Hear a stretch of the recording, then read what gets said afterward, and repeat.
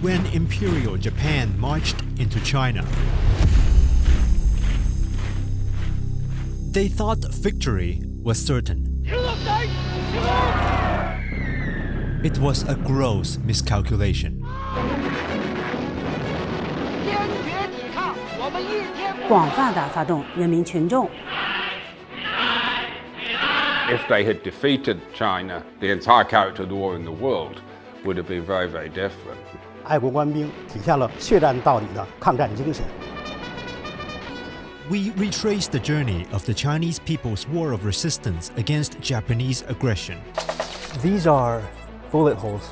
We uncover hidden stories and revisit key sites to reveal why, even when the odds were stacked against China, on this main eastern battlefield of World War II, the Japanese have gotten themselves into a war they cannot win.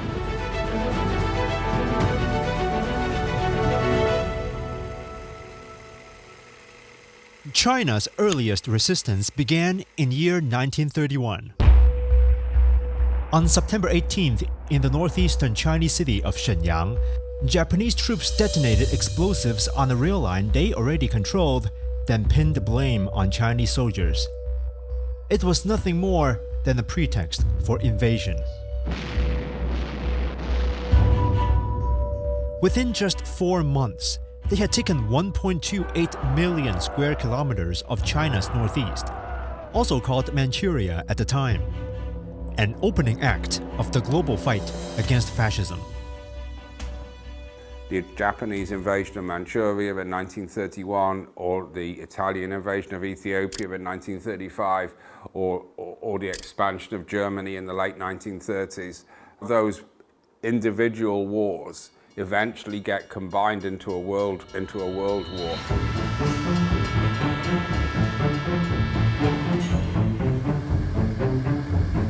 After the September 18th incident, a commission of foreign investigators checked into this hotel in Shenyang.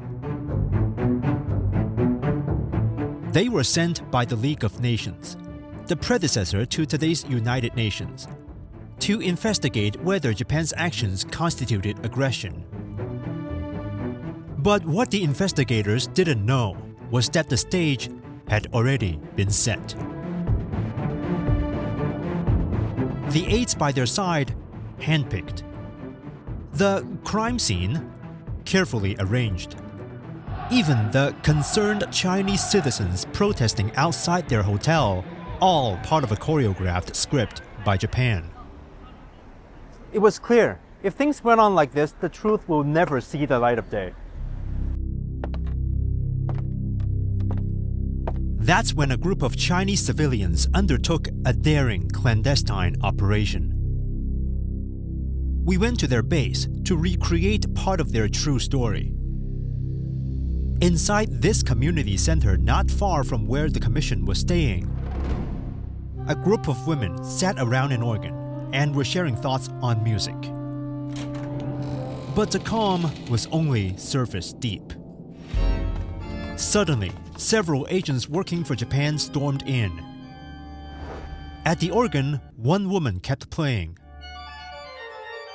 But with barely a pause, she shifted into a melody she had long rehearsed for this very moment. Down in the basement, 9 men sprang into action, quickly gathering piles of photographs, government documents, and files.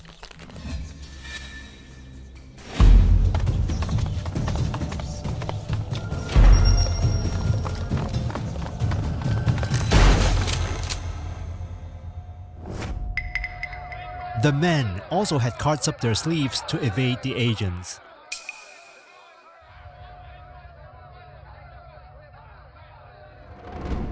This was the spot where, constantly under the threat of Japanese detection, they secretly gathered every shred of evidence they had risked their lives to collect. All of it went into a plain cloth bag, stitched with one word in English: truth. Then, through a trusted foreign friend, they smuggled it into the hands of the League of Nations Commission. These 9 intellectuals were led by Communist Party member Gong Tianmin. 这9个人呢，他们都有正当的职业，又有每个人的亲笔签名，虽然这个签名呢，可以说是把自己签到了一个死亡簿上，但是呢，他们这样有英文的说明，有英文的目录，而且又有国际友人作为背书，这样呢，作为国联调查团报告书的一个法律依据，是这个比较完备的。On February 24, 1933, the League of Nations voted 42-1. Japan had violated international law. Found that the Japanese occupation of this large part of China was not justified on the ground of self-defense. In response, Japan became the first country to withdraw from the League. When Japan learned of the 9 patriots' deeds, the men paid a heavy price. 8 of them were captured and tortured, but not one yielded before they were released. The Chinese later came to know them as the 9 Gentlemen of Shenyang. 我们现在看到的就是国际上有关于9·18事变的一些报道，像有德国、有苏联、有美国、比利时。那当时他们实际上对这个事件是谴责的，但是采取的却是绥靖政策，也就助长了日本法西斯的侵略气焰。Imperial Japan labeled its aggression in northeast China merely as an incident. But for the Chinese people, this was war. Armed forces against the occupation emerged almost immediately. Their fight would last 14 years until the end of World War II, becoming the longest continuous armed resistance of the entire conflict.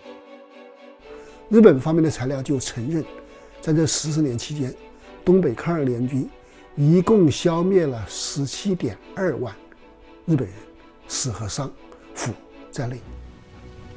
The September 18th incident of 1931 marked the start of China's 14-year war of resistance against Japan. Soon, the flames of war would spread across the rest of the country. The Great Wall, China's most iconic military stronghold through the ages.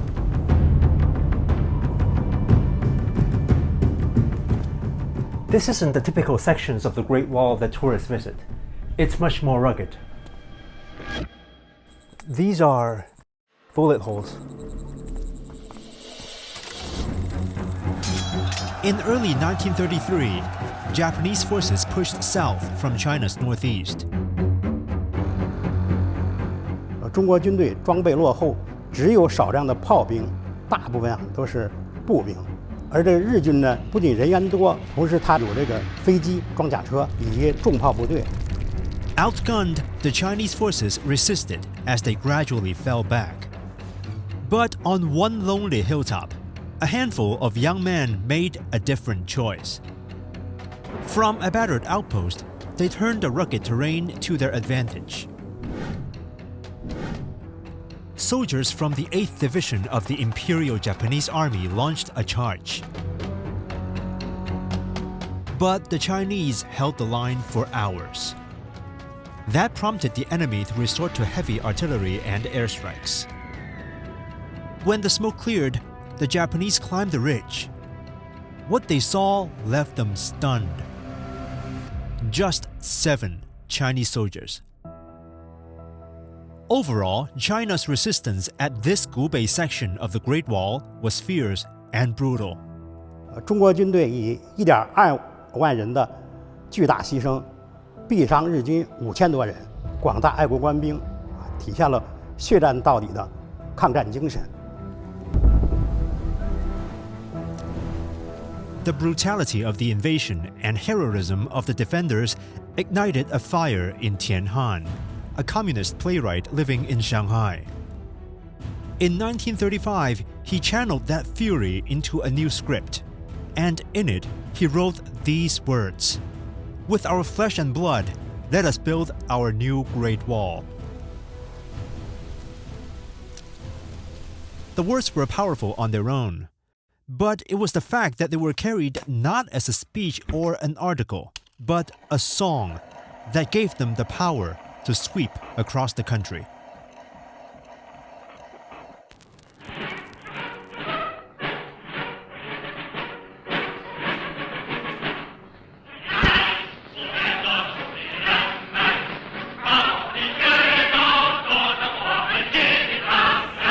In this mansion in Shanghai, the cast came together to form a makeshift choir. Here, they recorded a song that would echo through history, March of the Volunteers. The song became an instant hit in China. American singer and civil rights icon Paul Robeson performed the song in New York in near-perfect Chinese.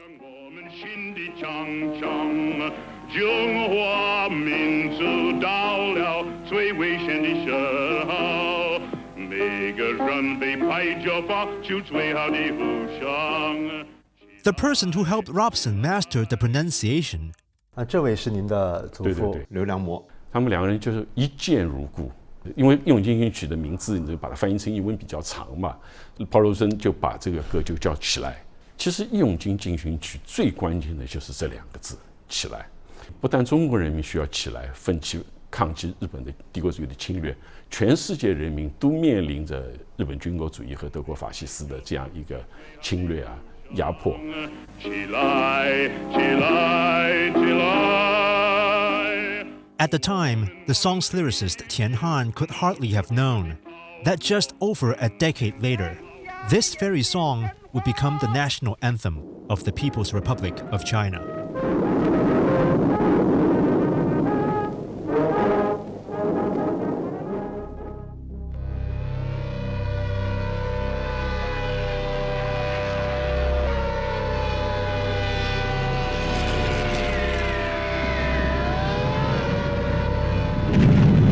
In 1937, Japan launched a larger-scale invasion of China and brought the war to Shanghai, the international metropolis.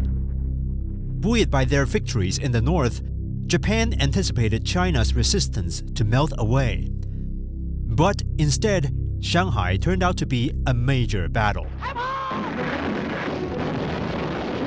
A lot of Japanese leaders believed that the rest of China would be just as simple, that all Chinese were disorganized and would fall into play, totally miscalculating not only the will of the Chinese people, but also the intensity with which there would be a resistance. Japan claimed they'd conquer China in 3 months, but they fought for nearly that long just to take Shanghai.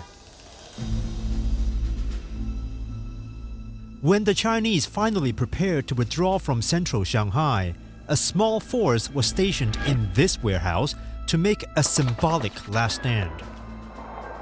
给我父亲的任务呢，就是守1个礼拜，至少1个礼拜。后面一句呢叫能守多久守多久。On one side of this river, foreign businessmen and journalists in the international settlement remained untouched by the Japanese army. But from their windows, they watched as bombs rained down on the other side, witnessing China's resistance and casting it into the global spotlight. It was a terrible surprise to the Japanese how ferocious the Chinese resistance was. And meanwhile, the resistance, and especially the anger and the violence with which the Japanese were first greeted, unfortunately made the Japanese even more vicious as they moved inland. And so when they arrived in Nanjing in December 1937, for them at that point it was going to be full conquer, full all-out slaughter.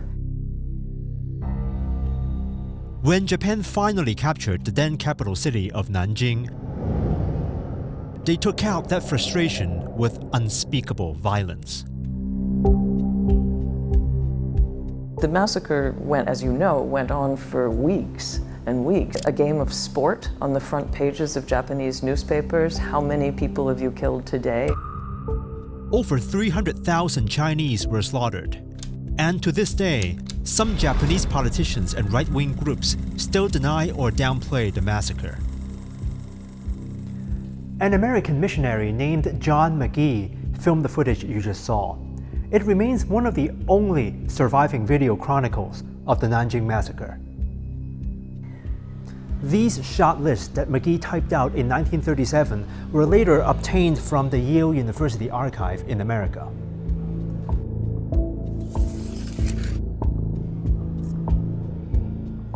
Film 4, shot number 9. On December 13th, about 30 soldiers came to a Chinese house.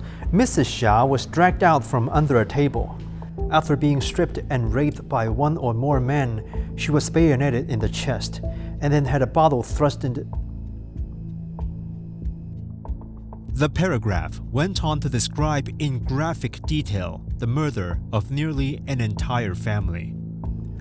The soldiers then bayoneted another sister of between 7 and 8, who was alone in the room. After being wounded, the 8-year-old girl crawled to the next room, where lay the body of her mother. Here she stayed for 14 days. That 8-year-old girl, Xia Shuqin, is now 96 years old. 冲进来一大批日本兵，就杀死我们家9个人，杀死了7个。 All her life, she stood up to those who put out false narratives of the Nanjing Massacre, filing lawsuits and giving interviews. Now in old age, her eyes have dimmed, but her determination hasn't. 这里80年了，今年80年了，但是我还想讲。 She said her one remaining wish is to see Japan's national leaders visit the memorial hall in Nanjing. 我当年8岁，我现在活着96岁了，然后还能再活了？不能了。到现在都不来，都80年了，还不来。 She's also grateful for John McGee, who later testified at the post-war military tribunal. What is your name? John Gillespie McGee. The killing began immediately, often by individual Japanese soldiers, or up to 30 soldiers together going about, each one seeming to have the power of life or death. Partly thanks to his testimony, Japanese Army General Iwane Matsui was sentenced to death by hanging. Because of evidence that was then brought to the international light through John McGee's records, it's become largely known. So how can some in the Japanese government continue to deny this? I cannot answer that question. It astounds me. In the early stages of the all-out war, the Chinese army kept strategically retreating to the hinterland, knowing they were outgunned. It seemed victory was certain for Japan, but a turning point was coming.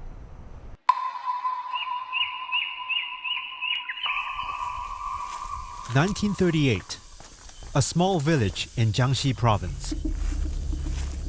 The locals had grown uneasy. Over the past few days, they had noticed a few strange, quiet men dressed like monks and Taoists emerging from the nearby woods. Something felt off. When villagers reported it to the Chinese Army's local command post, the lead officer immediately understood. Those were Japanese scouts sent ahead of a coming attack. This is a bullet from a Japanese rifle.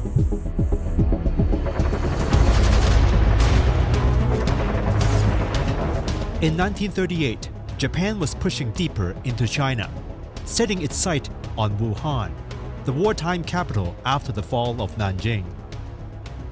Fierce battles raged across these hills some 200 kilometers from Wuhan. Even today, traces of that fight remain.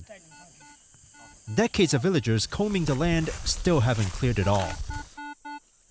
你看，你看，你看，什么东西？这就是我都不用费力都可以把它找出来。这是日本的3八大盖，这是完整的，看到没有？Buried in 1938, excavated in 2025. It's not even fired. 多的是啊！我们原来就是随随便便掏几个就上学去了。This villager then showed us his personal collection. 这个是刺刀，对，这是装在日军的枪上的吗？对，这个带个钩子了，你看嘛。The Battle of Wuhan dragged on for 4.5 long months. The biggest fight of the whole war. Back then, many villagers developed mysterious leg illnesses.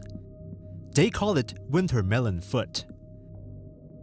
It turned out they had come into contact with lingering poison on nearby plants. The Japanese army, in a rush to break through Chinese defenses, had resorted to chemical weapons. The last known victim, Cai Chunhua, passed away in 2024. 就是个头血我在脚上啊，给我老有头血啊。年发，每个月基本上都要发一次。人发烧、发高烧，脚就肿，从那以后了，基本上不能起床。一般都是1个礼拜以后，不光是我父亲一个人，有很多人。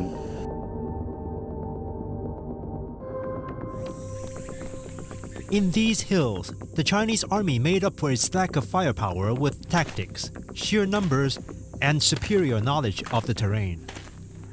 Fighting in and out of trenches like this, the Chinese army almost wiped out an entire Japanese division. A major victory in the Battle of Wuhan. But as Japanese attacks intensified, the Chinese army eventually withdrew, allowing Japan to take Wuhan in the end. However, 日本呢，并没有达到他攻占武汉、迫使国民政府投降的这种目的的。武汉会战的外围战呢，为武汉呢这个大迁移赢得了时间。比如说一些工厂啊，一些战略物资的这个转移，包括群众的转移到大西南啊，重庆那一带。Instead of a clear-cut victory to celebrate, a grim reality loomed over the minds of Japan's military leaders. The prospect opened up before them, a very unpleasant prospect of having to fight a prolonged war in the whole of China, which is a huge country. So the promise that Japan would win a quick victory, conquer China, and have all the resources of China at its disposal proved very difficult. After Wuhan, the war raged on. From Nanchang to Changsha, from Hengyang to countless others, a brutal series of battles between China and Japan was still to come. The Japanese have gotten themselves into a war they cannot win. They won't admit that to themselves, but they are finally sort of realizing it at Wuhan. This is going to be, from this point on, a protracted war. So the whole nature of the war changes.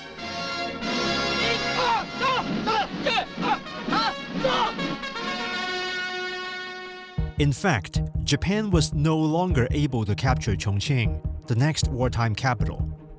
An important factor that doomed its ambition actually came from behind the front lines.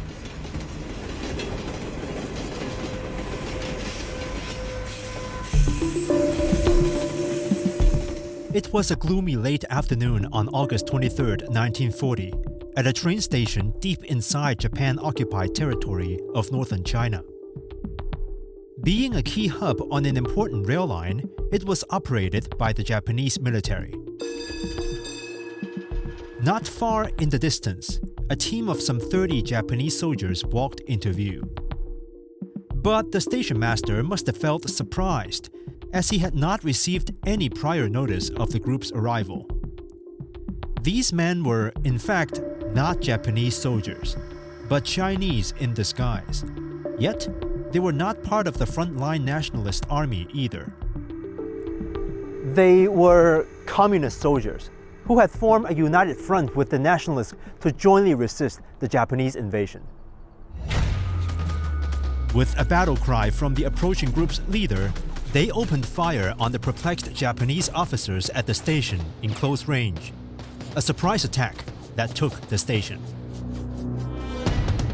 The fake Japanese team leader who devised the unorthodox assault plan was Fan Zixia, a brigade commander of the 8th Route Army led by the Communists. This old oil lamp and this writing brush both belong to Commander Fan. Together, they gave us a glimpse into what it was like working behind enemy lines. 八路军在敌后抗战工作中啊，面对强大的敌人和恶劣的环境，经常在深夜的时候，在油灯下研究军事地图，制定作战计划。 The attack he led was part of a major offensive by the Communists in August 1940, which destroyed over 400 kilometers of railway and 1,500 kilometers of highway controlled by Japan.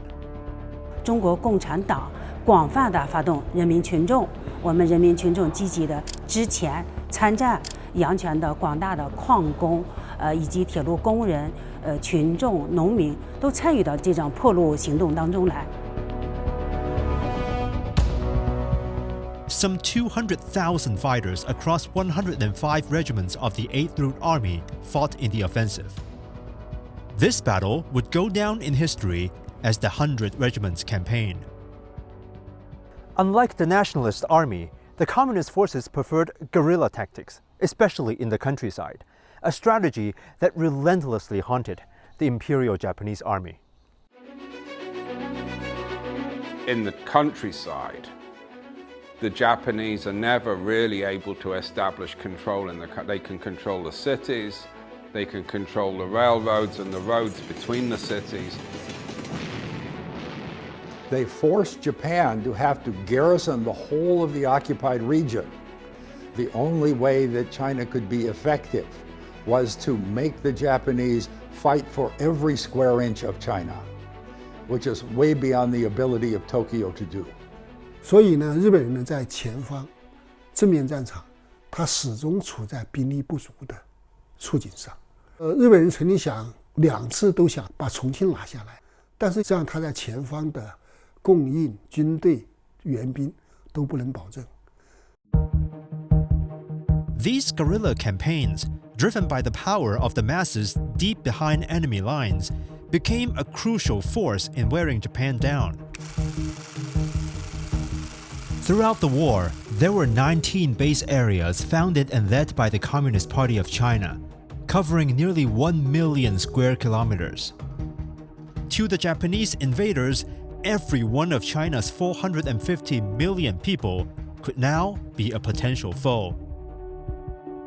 Mao Zedong is famous for having brought up this concept of protracted war. Actually, both of those leaders, the nationalist leaders and the communist leaders, had made this realization. By this time in 1940, the world had fully waken up to the threat of fascism. Nazi Germany swept through France, and Britain was on the brink. Germany, Italy, and Japan sealed their alliance. In less than a year, Nazi Germany would invade the Soviet Union, albeit without the direct help of Japan, which was still preoccupied with China. Had they been able to defeat China, an attack on the Soviet Union, on the eastern part of the Soviet Union, would have been the most attractive option for the Japanese. If the Soviet Union is fighting Germany in the west and Japan in the east, it would make a gigantic difference. The Jap column was forced to run the gauntlet of continuous attack by the pursuing Chinese forces. China's role within the Allied powers grew increasingly significant, both through its direct resistance against Japan in Asia and by indirectly easing the pressure on the Allies in Europe. Throughout the war, China drew steady support from Soviet and American pilots, Indian and Canadian medical teams, and countless champions of justice. On the other hand, Chinese forces fought shoulder to shoulder with the Allies on the very same battlefields. Among their efforts was the joint construction of a vital supply route linking India to China through Burma, today's Myanmar. Then came a day in December 1944. A Japanese Type 97 medium tank positioned itself in the middle of this road, which was still under construction. It opened fire on every transport truck that came near. For a while, no one knew what to do. That was until a Chinese soldier named Deng Zhonghua did the unthinkable. He drove a US-made 10-wheel army truck straight into the tank at full speed. Both vehicles plunged off the cliff together. It became one of the rarest moments in modern warfare, a truck taking out a tank. But the question remains, why was the road being built so dangerously close to the front lines? This story starts with the year 1941. Japan attacked Pearl Harbor and brought the war to the wider Asia-Pacific region. That created a new problem for China, whose only remaining land logistics routes went through Burma.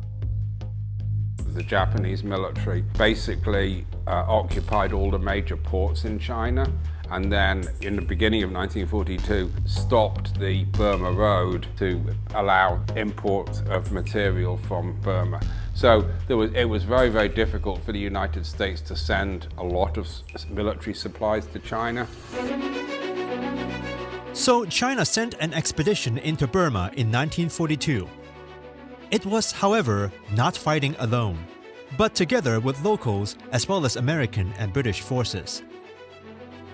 That same year, 26 nations, including China, Britain, the United States, and the Soviet Union, signed the Declaration by United Nations, marking the formal birth of the Global Anti-Fascist Alliance. The Chinese Expeditionary Force carried out a series of significant campaigns, rescuing some 7,000 stranded British soldiers in Yan'an in 1942, and later, alongside American forces, capturing the strategic stronghold of Myitkyina in 1944. But beyond that, one of China's most vital goals was to ensure the building of a new supply route. That route is the road I'm walking on right now. It's called the Stilwell Road. It takes its name from Joseph Stilwell, commander of the US forces in the China-Burma-India theater. This area is very close to Myanmar. We talked to border police Zheng Libin, who has grown familiar with the road's story over the years. 那我们所说的史迪威公路，其实是从印度的雷多到中国昆明的一条战略公路，全长有1700多公里。它是从1942年开始修建，直到1945年初才全线打通。 Though the US airdropped several bulldozers to help, most of the work was still done the hard way, manually. 我们经常是前方还在进行激烈的交火，后方就已经开始动工了。因此，它有一种说法叫做“仗打到哪里，公路都修到哪里”。 It was eventually dubbed a man-a-mile road. This is an American-made 10-wheel army truck that once rumbled along the road. Tough enough to take on a tank if it had to. Following the Stilwell Road's opening in early 1945, trucks carried more than 50,000 tons of supplies from India to China, sustaining China's resistance until on September 2nd, 1945, aboard the USS Missouri, Japan formally signed the instrument of surrender, capitulating to the Allied powers, including China, the US, the UK, and the Soviet Union. China has a very big contribution, but it's one that is often overlooked in the West in particular. But the fact is that the great majority of Japanese soldiers are not fighting the Americans in the Pacific. The great majority of Japanese soldiers are fighting in China. To be more precise, throughout the war, more than 1.5 million Japanese troops were killed, wounded, or captured in the China theater alone. By the end, over 1 million more surrendered here, more than half of Japan's total capitulation. 而且中国的反法西斯战争坚持了14年，坚持时间最长，开展时间最早。那么这一点对世界各国是有动员作用的，尤其是对于殖民地半殖民国家的反法西斯斗争有支援作用。That's an enormous part of the Allied victory, no doubt about it. The original truth document bag used by the 9 Gentlemen of Shenyang was found to be stored in the United Nations Library in Geneva.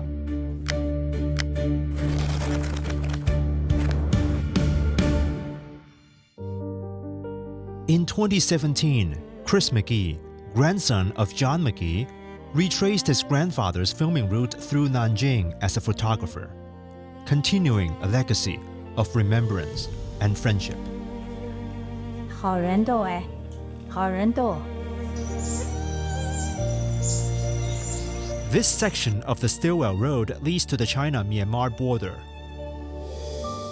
where China's immigration police routinely patrol, stepping on a road that continues to play a protective role for the people.